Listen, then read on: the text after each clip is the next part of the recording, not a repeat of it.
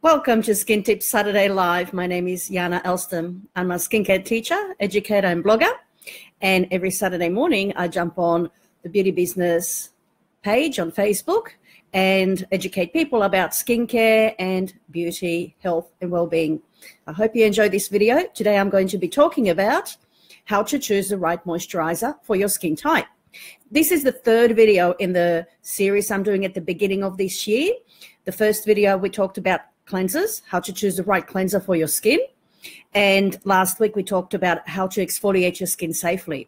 So today, the third most important thing you need to do for your skin on a daily basis is to moisturize your skin. So we're going to talk about that, how to select the right moisturizer for your skin type, and what do different type of moisturizers do. So we'll just do a little bit of a talk about that.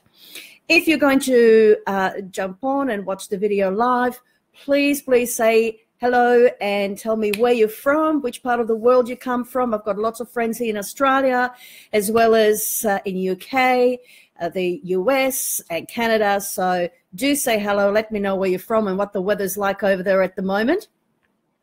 What have we had happening just lately? We've had, we celebrated yesterday Australia Day. It was a public holiday here in Australia, so this is regarded as a long weekend. So I expect most people probably will be away, enjoying their long weekend. If by any chance you're just woken up and you're surfing Facebook, you might see me, and I hope you enjoy your long weekend. Let me know what you're doing. Did you get away? Are you at the beach? Did you go out into the country, or did you just decide to just stay at home and enjoy the long weekend at home? We've decided to stay.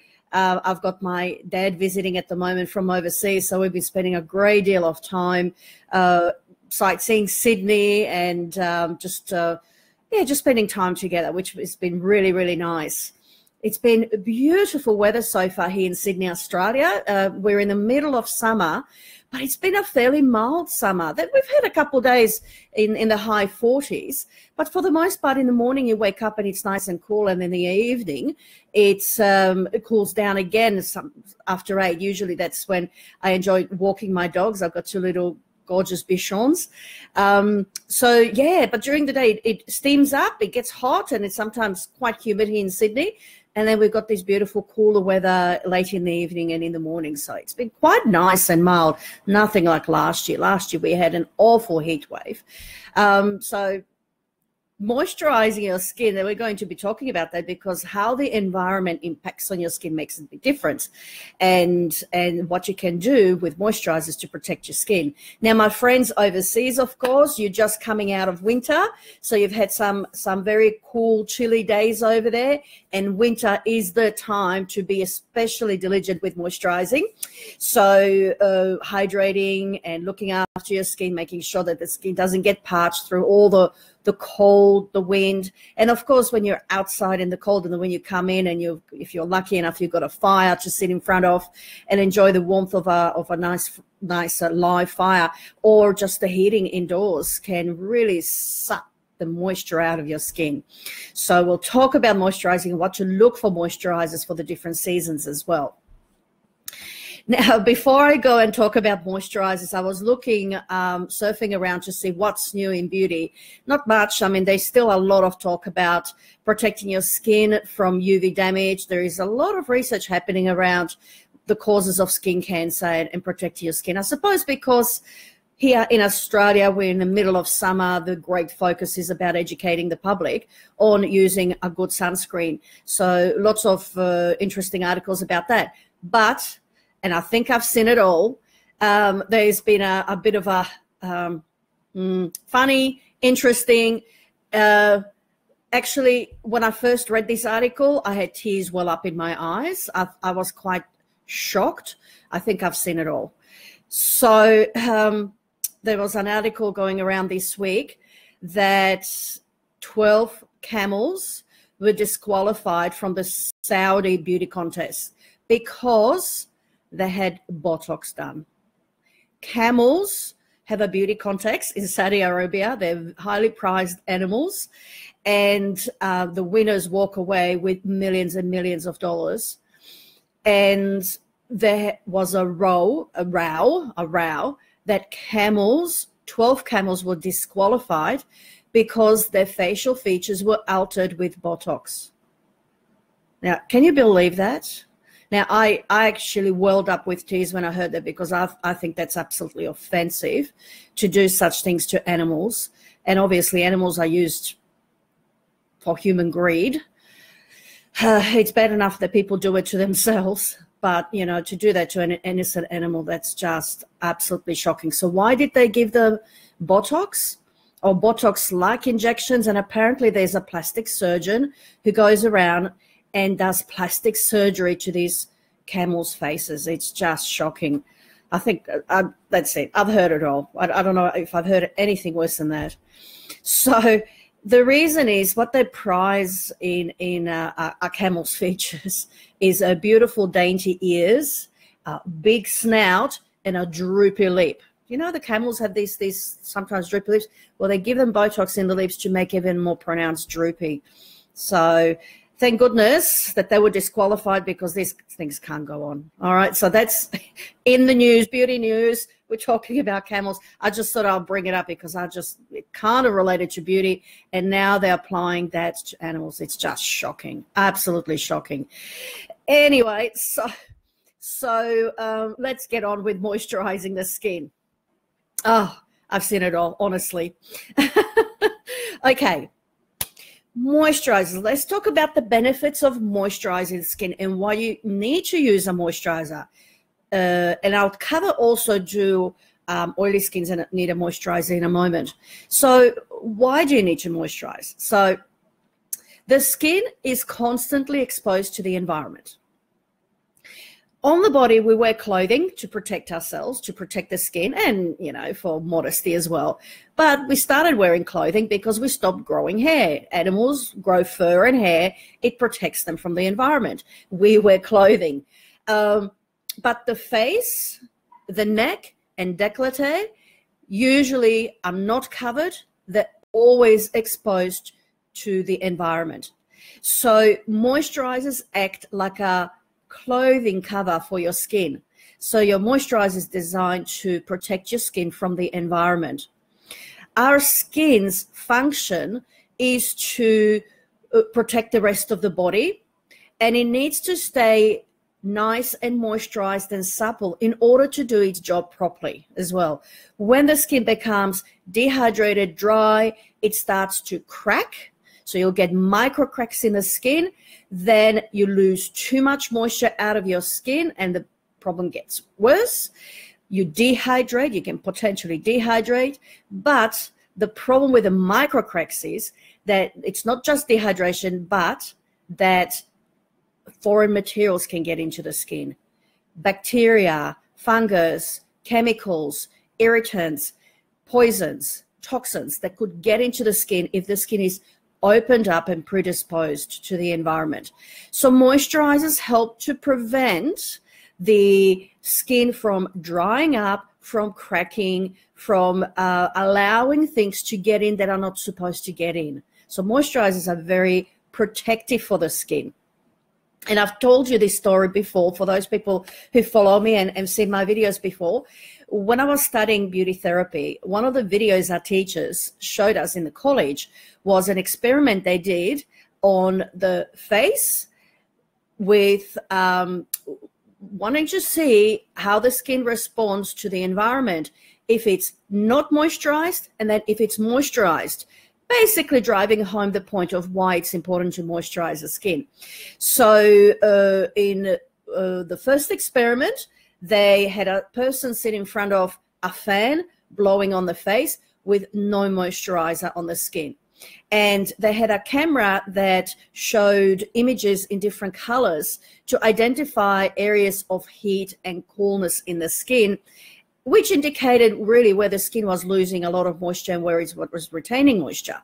So they had the person sit in front of the fan for 10 minutes and then watch the face, and we see graphically on TV how the colors changed in the skin, how quickly the skin cooled. So the skin started cooling down the center first because the fan was hitting the center, and then gradually that whole thing spread. So this is where we tend to dry quicker, can get parched lips, flaking around the nose, dry, dehydrated lines under the eyes. So that area is impacted first when you're facing the wind, and then it gradually spreads out. Then they showed the same person with a moisturizer on the skin sitting in front of the fan, and we watched how for the duration of the 10 minutes that skin retained its heat and moisture, that it wasn't dehydrated and it wasn't cooled down so quickly. So the moisturizer, and it was just a basic moisturizer, played an incredible role to prevent the skin from losing moisture, losing heat as well. So the number one role for your moisturizer is to protect your skin from the environment, to prevent the skin from drying out. Now, moisturizers today are not just occlusive products that seal everything in and hold, help the skin hold on to its more moisture, but they actually can put moisture into the skin to hydrate the skin. So another role of a moisturizer is to hydrate the skin and to nourish. Now, there is a difference between hydration and nourishment. Hydration means we're putting water into the skin to plump it out, to make it nice and moist and juicy. Whereas nourishing ingredients add lipids, fats to the skin to repair the barrier and to ease tightness, flakiness, and dryness. So it helps to seal the skin in. So as hydration puts moisture in, gives your skin a drink, whereas the nourishing ingredients seal it all in. So for different skin types, you would choose a moisturizer that has a combination of hydrating and nourishing ingredients in different proportions, depending on what your skin needs. And this is why it's so very important to see a beauty therapist or an esthetician, to have your skin properly analyzed, to find out which moisturizer or hydrator or protective cream, they've got all different names, which one would be best suited for your skin. In a good professional brand, they will have many different options for the different type of treatment creams, moisturizers, hydrators, protective creams they can select from depending on your skin type and your skin conditions. If you purchase a basic moisturizer from the supermarket, drugstore, pharmacy, then your selection and your options are fairly limited because these products are developed for the mass market. It's better than nothing. It protects your skin. It'll help to moisturize, but they're fairly limited with other ingredients. And later I'll talk about what to look for in a really good moisturizer that will give you the best results for your skin. So they hydrate and they nourish. They soften the skin, so the skin is nice and supple. So when the skin is moving with facial expressions, it's not cracking. Imagine you had dry leather, your leather handbag, your leather shoes, and if you've not conditioned them and you've not looked after it, they dry and crack, and those cracks form into permanent wrinkles. So it's the same thing with our skin. If it dries out, dehydrates, it'll start to form lines and wrinkles. So that's another thing, is to keep it nice and soft. You're preventing aging, you're delaying aging, you're preserving the youth of your skin, and you help to actually reduce existing wrinkles. Think about that leather bag again. If you have let it get out of condition, out of shape, and then you do give it a good conditioning treatment, it's kind of like a facial for your handbag, so we do facial for the skins, it'll reduce the appearance of wrinkles. It'll soften everything up. It'll plump everything up. You won't see those wrinkles. So moisturizers are like anti-wrinkle creams as well that treat the first signs of aging, which is dehydration and dryness. Other than that, moisturizers can include other ingredients as well to fight wrinkles at a deeper level, and we'll talk about that in a moment. Now, believe it or not, but moisturizers also help to reduce oily skin. So how does that work? See, our body and our skin are very intelligent, and they over years have evolved to protect themselves from the environment. So particularly down the center, we have pores that generate sebum, which is skin's natural oil. So this is a natural oils that is made by these sebaceous glands. There's little glands in each pore, and they're secreted out onto the skin to coat and protect the skin from drying out. Now that can become imbalanced and it can become overproductive if you've been stripping your skin or if your skin has been exposed to very harsh environment. So if you wash your face, for example, with soap and you don't moisturize the skin will receive signals from the surface cells saying it's an extremely dry, harsh environment. You need to pump more oil to protect the surface of the skin. How intelligent is that? So there are cells on the surface of the skin are constantly communicating with deeper cells and with the rest of the skin to let it know what's happening on the outside on the environment and what it can do to protect, to preserve and protect. That's its main function. So if you have oily skin and you've stripped it, you will have oilier skin. And there is a term for it called reactive seborrhea. And I've had it and I've seen it in a lot of people who incorrectly cleanse the skin and don't moisturize properly. So if you have oily skin, you want moisturizers with hydrating ingredients in it that put moisture in the skin and pH balance. Well, the cleanser will do the pH balancing, but to protect, calm down, and hydrate.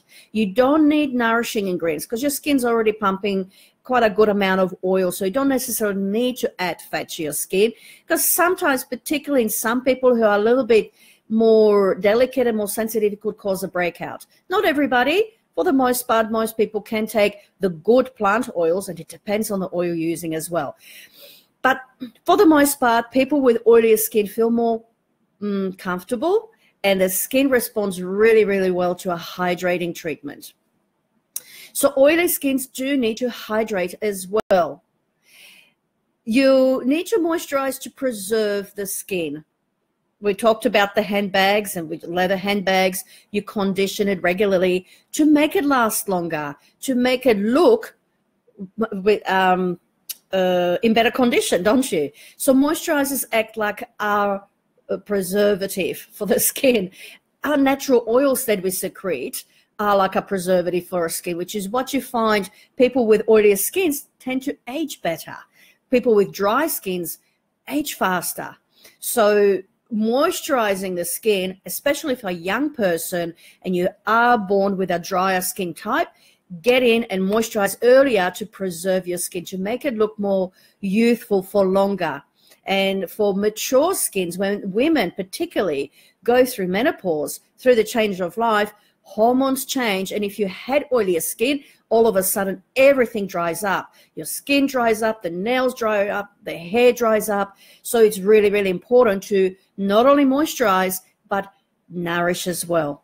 So for more mature skin types, you're looking for more nourishing conditioning treatments for the face, moisturizers.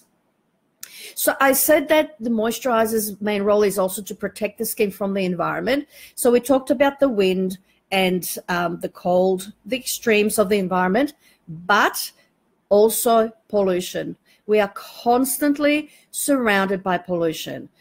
Whether you live in the city or whether, I was just reading an article today, it's not just the outdoor pollution, but the indoor pollution that we deal with. A lot of the household furniture we surround ourselves with emit pollution and toxins into the environment. So, but mainly we're talking about when you go outdoors and just have a look what sits on your car after you've washed it. Look at your car and what sits on it after a day or two.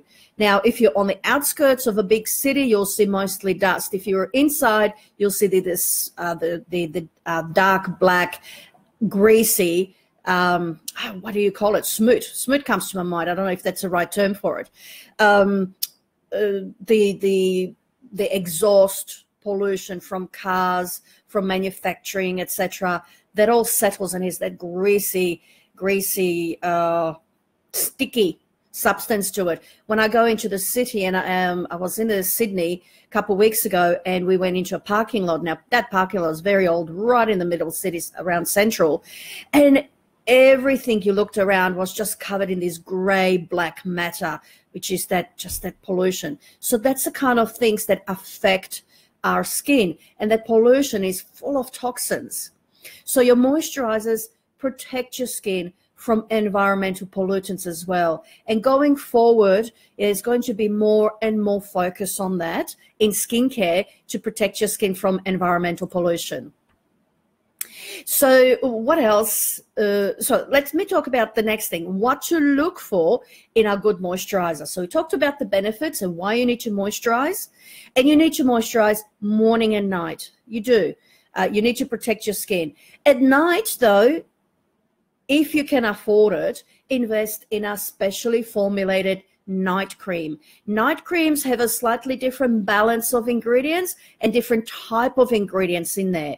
So night creams will have more AHAs, more retinol, vitamin A's. They'll have more skin regenerative ingredients. Whereas during the day, you're looking for more protective ingredients, antioxidants, anti-inflammatory ingredients. So let's talk about those. So what do you look for in a good moisturizer? The first thing you want to look for is antioxidants. Antioxidants to protect your skin from the environmental pollutions. Antioxidants such as, I'm just bringing up an article here, a blog article that I'll link to below that you can read about all these ingredients that you need to look for in a good moisturizer. So things such as, let's see, antioxidants, green tea. I always talk about green tea. White tea is supposed to be even stronger in its antioxidant power. So green tea has been very popular. It's fabulous as an anti-inflammatory ingredient as well as neutralizing free radicals. White tea is even more powerful. Ascorbic acid, which is vitamin C, is great to have in your daytime moisturizer. Lipoic acid is a potent antioxidant, neutralizes free radical damage. Coenzyme Q10 is a great antioxidant to include in your skincare for day cream. Pomegranate extracts or plant extracts that are rich in antioxidants, vitamins, and minerals. Beta-glucan, tocopherol, which is vitamin E, cranberry seed oil, polyphenols, resveratrol. That's the kind of things you're looking for in a moisturizer. They won't have all of those things in.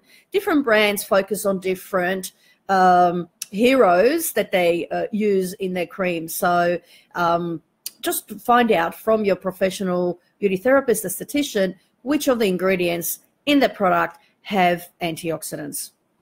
And they'll be able to share that with you. So you look for antioxidant, number one. Vitamins are very important to protect your skin because vitamins often are antioxidants, but they also aid with a repair regenerative power to the skin. So for example, vitamin K. Vitamin K is anti-inflammatory ingredients, keep the inflammation down. Great for people with cuperose and skin that reddens easily. Vitamin B. Provitamin B5 is fantastic for skins that dehydrate easily and helps to repair cellular wall. And vitamin C, for example, is great as a reduces pigmentation, brightens the skin, helps skin repair, regenerate itself. Great for collagen production as well. So B3 niacinamide is top one on the skin rejuvenation ingredients as well. Powerful anti-inflammatory. Originally, it actually was used for problem skin that tend to have breakouts. So it helps to regulate oil flow, rebalances the skin, calms the skin, as well as a potent regenerative ingredient. So these are just some of the vitamins you want to look for. You also want to look for peptides. Peptides are possibly my favorite ingredients to talk about, particularly when you want to tackle aging in your skin. Peptides are essential because they communicate with the cells deep down in our skin to produce more collagen and elastin. So look for peptides. Sometimes peptides are synthetic, they're made in the lab. Sometimes they're derived from a natural source. They're always transferred in the lab, but for example, some of the peptides I work with are from alfalfa, natural ingredients that are kind to your skin as well. But they help to boost collagen and elastin in the skin. So really important to preserve the youth of the skin and to prevent aging, accelerated aging in the skin. So peptides are important. Of course, hydrating ingredients such as hyaluronic acid, really important to moisturize the skin. So hyaluronic acid is probably the gold standard of hydrating ingredients. nourishing ingredients such as essential fatty acids, omega-3, 6, and 9. So some of these can be found in your natural plant oils such as walnut oil, argan oil, avocado oil, jojoba oil, hemp oil. These are just some of the examples in my blog article that I have on my website, and I'll link to it below as well. Ingredients to repair and reverse sun damage. So the key ingredients, and I would probably look for these more in the night cream, and the ingredients that repair and reverse sun damage, the key one is vitamin A, which is retinol. That's been proven to reverse sun damage in the skin, to repair the UV damage that causes accelerated aging. So retinol would be key, but I'd look for it in a night moisturizer. If you want to protect your skin during the day with a good antioxidant that helps to repair UV damage, then look for the softer option of retinol, which is retinol palmitate. So that's gentle on the skin. It's safe to use during the day. It won't cause irritation in the skin when you're out in the sun. But you really want to use retinol at night too, for the reason, and some of these potent antioxidants, you want to use them at night, is because the minute they're exposed to the sun, to the UV light, they start to degrade. They're highly unstable out in sunlight. You get more out of your vitamins like vitamin C, vitamin A at nighttime when you sleep, so they can treat your skin. Another thing you want to look for is antiglycation ingredients. Now, antiglycation ingredients work by preserving existing collagen in your skin, by protecting your existing collagen in your skin. What happens as we age, the glycation ingredients increase in number in our skin. Also, you're more likely to have glycation in your skin if you're under a lot of stress, if you smoke, drink alcohol, and eat foods high in sugar. Sugar is #1 cause of glycation, but the other problems also cause glycation in the skin. And what is glycation? It's the sugar that attaches itself to the collagen fibers, causes them to stiffen, crumble, and break, and it causes wrinkles. And then there's a particular thickening of the skin as well, and we see wrinkles that are cross-linked, kind of like little forms of little squares or little pillows, as we call them. So glycation, I can look at somebody's skin, and for example, there was a client I was consulting with, and great skin around here, but she had glycation evident around here. And I said to her, did you used to smoke in the past? And she said, yes, I did. I said, can you see the difference in your skin texture and aging compared to the rest of the face? She said, yeah, absolutely. Could see a real big difference. Whereas skin was smoother here, it was more grainy and thicker, and it's almost like you could see the pores more pronounced and more wrinkles around the mouth. The skin also had a different color to it. It had a more yellow keratin color rather than that clear color on the rest of the face. So that was really interesting. And she wasn't smoking anymore. It was years and years ago she stopped, but that damage was still evident there. Peels are great for that, but we'll talk about that another day. You want to use a moisturizer with anti-glycation ingredients. Let me see if I have some example of anti-glycation ingredients. So candlebush extract, curcuminoids, these are the chemicals found in spices like turmeric that are powerful antioxidants that have anti-glycation properties, blueberries, pomegranates, hyaluronic acid, interestingly, as well, vitamin C and green tea. So some of these have more benefits than just being antioxidants. They're also anti-glycation ingredients as well. So if you're concerned about aging, you're starting to see premature wrinkling, use moisturizers with anti-glycation ingredients in there. The other thing you need to look for is MMPIs. So it's double MP, little I, eyes. It's an enzyme in the skin. Let me see if I can pronounce it. Matrix metalloproteinases. So these are enzymes in the skin that attack our collagen and break it down. We have some of these in our skin when we're younger, they serve to neutralize toxins and to remove toxins from the skin. As we get older, we have more of these, and then they start attacking our own collagen. So past 40 years, 50 years, you're more likely to have more of the MMPs in your skin. So you need inhibitors, MMPIs, matrix metalproteinase inhibitors, in your moisturizer to preserve your existing collagen. So a lot of the good moisturizers that are for anti-aging will have not only hydrating and antioxidant ingredients, they'll have anti-glycation and anti-MMPs as well.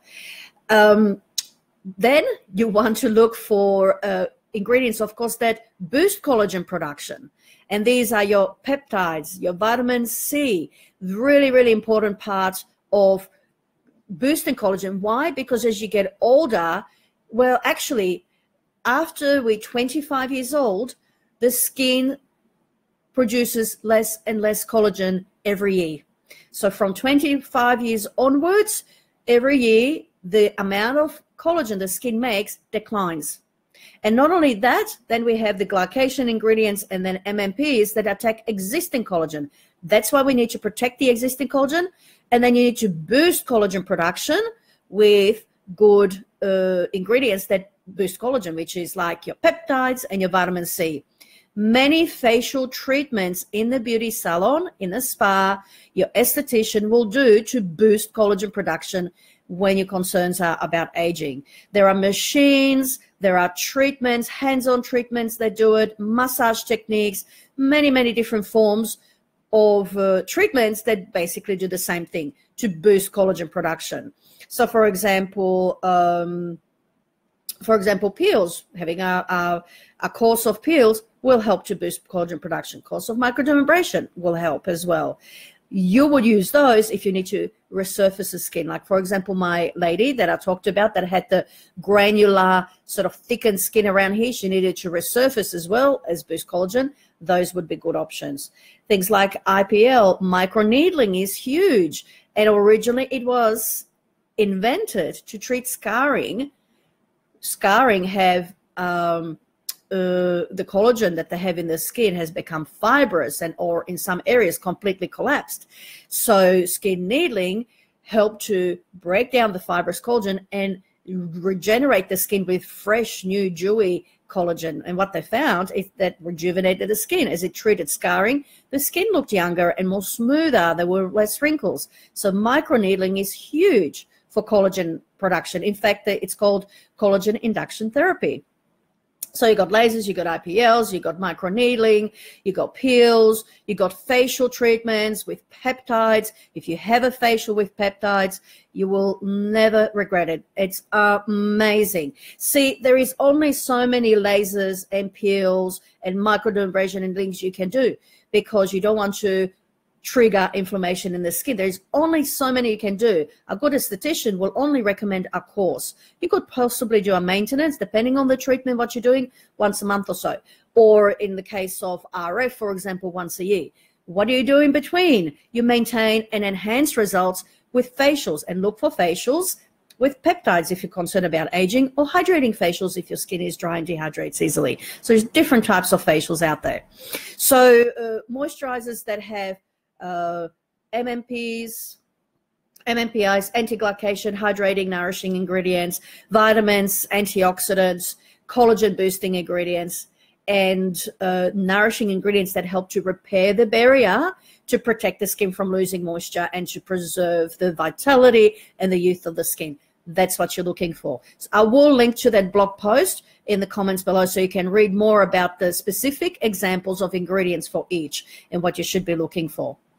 So there we go. We talked about moisturizer. Let me see if there's something else. Oh, are oil-free moisturizers necessary? So that was a question that's come up.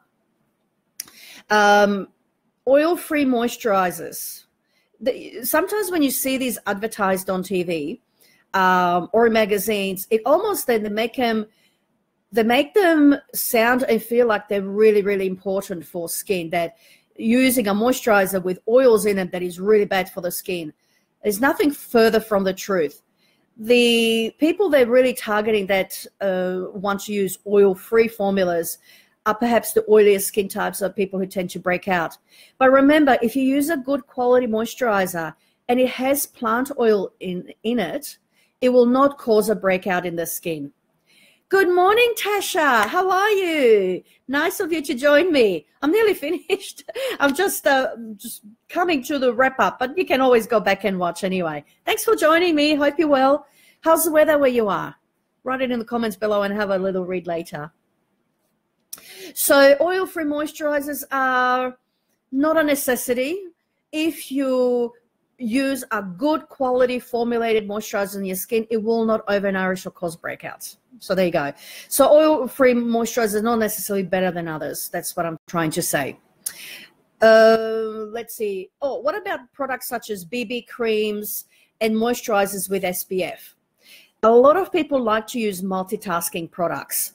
So BB creams were originally invented to as an all-in-one product that had calming and soothing ingredients, moisturizing, and an SPF in it. Then the more modern version were moisturizers with SPF, and these were different type of moisturizers for different skins. So were not necessarily calming and soothing, but they could have been anti-aging. Here's my take on it. I find it is better to use a moisturizer with good quality ingredients in them at a high percentage and then put a sunscreen over the top. Why? There is only so much room in a formula. So if you're using a multi-purpose product, you will not see results as quickly as if you're using a moisturizer with high percentage of active ingredients and then use a sunscreen over the top. Does it make sense? Because sunscreen takes up a lot of room in a formula, in a moisturizing formula. So the multi-purpose products are fine as a maintenance product. But if you're treating your skin and preventing long-term damage or further damage down the track, then you really want a good, highly concentrated formula on your skin and then put a sunscreen over the top. And of course, look for sunscreen that has other beneficial ingredients like antioxidants and moisturizers. So you're protecting your skin as well. The exception to that would be, of course, when you're in a highly humid environment. Here in Australia, Sydney gets humid, and then up in the tropics, it gets even more humid. And I know layering products can become a greasy, sloppy mess on the skin, and your makeup won't stay or anything. And I know that because I experience it myself. I have oily skin type. I sweat quite easily too. My skin doesn't like the humidity at all. So what I do is during the day, I obviously don't need moisturizing so much during the day when it's highly humid.